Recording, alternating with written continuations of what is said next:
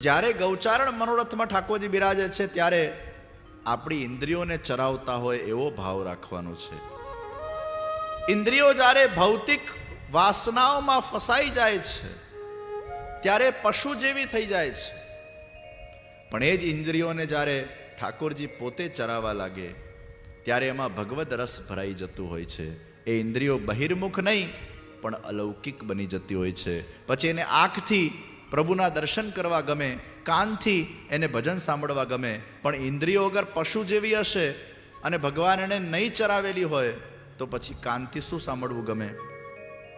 પેલા ખરાબ ગીતો સાંભળવા ગમે, ઇંગ્લિશ સોંગ સાંભળવા ગમે, પેલા રેપ મ્યુઝિક સાંભળવું ગમે, અર્થ વગરના અમુક એવા શબ્દોવાળા ભજન શબ્દોવાળા સોંગ્સ તમને સાંભળવા ગમે. તો ક્યારે ખબર પડે કે હવે ભગવાને અમારી ગાય રૂપી ઇન્દ્રિયોને ચરાવવાનું શરૂ કર્યું છે? જે વખતે તમારા આંખને પ્રભુના દર્શનમાં રુચિ પેદા થઈ જાય, કાનને પ્રભુના કીર્તન કે ભજન સાંભળવામાં રુચિ પેદા થઈ જાય, હાથ દ્વારા પ્રભુની સેવા થતી રહે, તમારા મુખ દ્વારા પ્રભુનું સંકીર્તન થતું રહે, આમાં જ્યારે તમારી રુચિ પેદા થઈ જાય એટલે સમજવું આ ભગવાન હવે અમારામાં બિરાજીને અંતર્યામી બનીને અમારા 11 ઘોડાઓને હવે એ પોતે ચરાવી રહ્યા છે. આ એનું પ્રમાણ છે. આ 11 ઇન્દ્રિયો એ આપણી એ પ્રભુનું એક સુંદર વાહનો છે જેને પ્રભુ ચરાવે છે અને ચલાવે છે. તો ઠાકોરજી જ્યાં સુધી આમ પ્રગટ ના થાય આપણામાં અને આપણે આપણા મન પ્રમાણે ચાલીએ એટલે આપણી ઇન્દ્રિય પશુ જેવી થઈ જાય. ઇન્દ્રિયોને કેવલ ભોગમાં જ રસ પડે, ઇન્દ્રિયોને કેવલ માત્ર લૌકિક વિષય વાસનામાં જ રસ પડે. ભગવદ રસ પ્રગટ એટલે ગૌચારણ થઈ રહ્યું છે. તો આ ગૌચારણ લીલા પ્રભુ આપણામાં બિરાજીને પણ કરતા હોય છે. અત્યારે તમે બધા બેઠા છો ને, આ ઠાકોરજીનું ગૌચારણ થઈ રહ્યું છે. અત્યારે તમારી આંખ, તમારા કાન, તમારા જીવહામાં, તમારી બધી જ ઇન્દ્રિયોના અંદર ભગવદ રસ અત્યારે, અને એટલે જ તો તમે આજે 7:45 વાગ્યા સુધી પણ આટલા શાંતિથી બેઠા છો. કેમ? કારણ કે આ પ્રભુનું ગૌચારણ થઈ રહ્યું છે.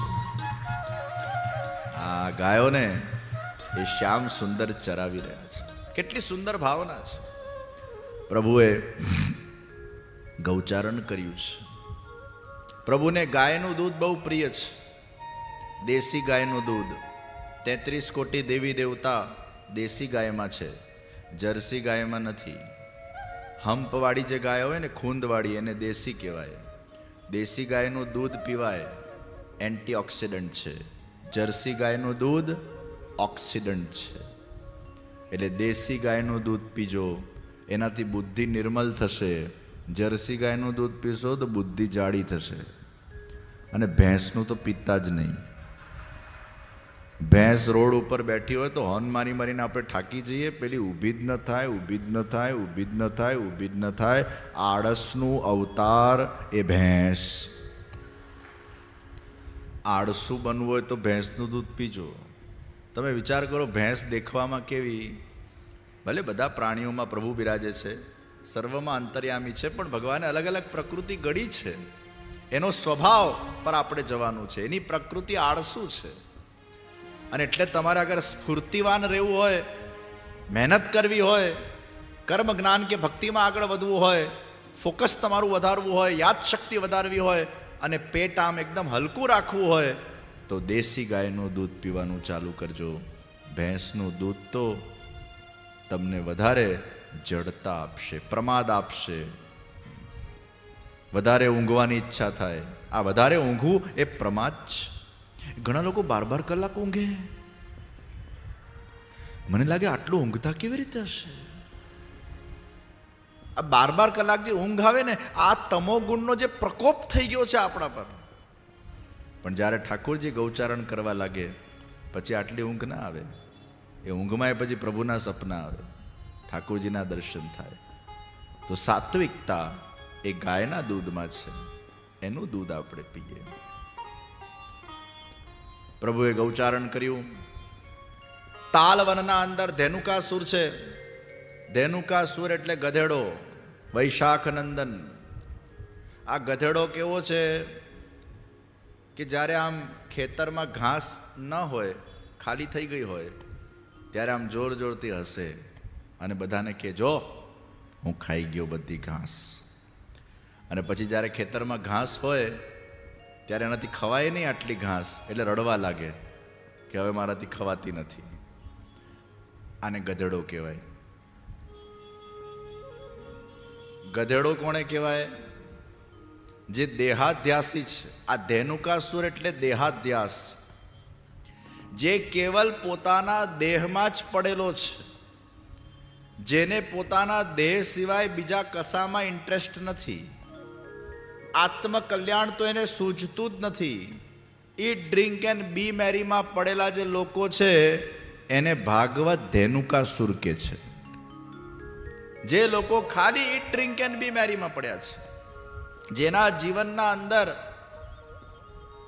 આજ કેવલ એનો ઉદ્દેશ છે, સત્કર્મ એને કરવું નથી, આત્મકલ્યાણ કરવું નથી, ભગવાનની ભક્તિ કરવી નથી, કોઈ સારા કામ કરવા નથી, બસ આમાં ને આમાં જ ભોગ વિલાસમાં પડ્યા રે, દેહમાં જ પડ્યો રે, દેહમાં જ રચ્યો પચ્યો રે, એ વ્યક્તિને ભાગવત ધેનુકાસુર કે છે.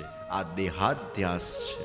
હું દેહ નથી છતાં પણ મારા જાતને હું દેહ માનું, એ देहाध्यास. हम सब परब्रह्म परमात्मा के अंश है, हम सब परमात्मा में से निकले हैं. हमारा मूल स्वरूप वो भगवान के हम चिदंश है. ये शरीर तो आज है कल नहीं है. शरीर तो एक कपड़ू છે. જેમાં આપણે કપડાં બદલીએ છીએ એમ આપણે શરીર બદલીએ છીએ. કેટલી વાર આ શરીર બદલી ચૂક્યા છે, કેટલાય શરીર મળી ચૂક્યા છે, કેટલીય યોનિમાં જઈ ચૂક્યા છે. જે શરીરમાં જ પડ્યો રહે અને શરીરને જ ફોકસ્ડ રહે એ વ્યક્તિનું ક્યારે ઉદ્ધાર ન થાય. આવું અમૂલ્ય ભગવાને માનુષ્ય દેહ આપણને આપ્યું હોય કે જેમાં આપણા પાસે બેસ્ટ ઓપોર્ચ્યુનિટી છે, જેના પાસે બુદ્ધિ ભગવાને આપી છે, જે બુદ્ધિથી જ્ઞાન અર્જિત થઈ શકે અને એ જ્ઞાન દ્વારા વૈરાગ પ્રાપ્ત થઈ શકે, ભક્તિ પ્રાપ્ત થઈ શકે, અને એ ભક્તિ દ્વારા આ દેહ વડે આ દેહને ધર્મ બનાવીને એ વ્યક્તિ પોતાના આત્માનો ઉત્કર્ષ કરી શકે. આવી સારી ઓપોર્ચ્યુનિટી મળી હોય અને આખા દેહને કેવલ ભોગ વિલાસમાં 80-90-100 વર્ષ સુધી ભોગવી કાઢે અને એનું આત્માનો ઉદ્ધાર ન કરી શકે, વ્યક્તિ કોણ કહેવાય? ભાગવત કે છે એને ગધેડો કહેવાય. એ ધેનુ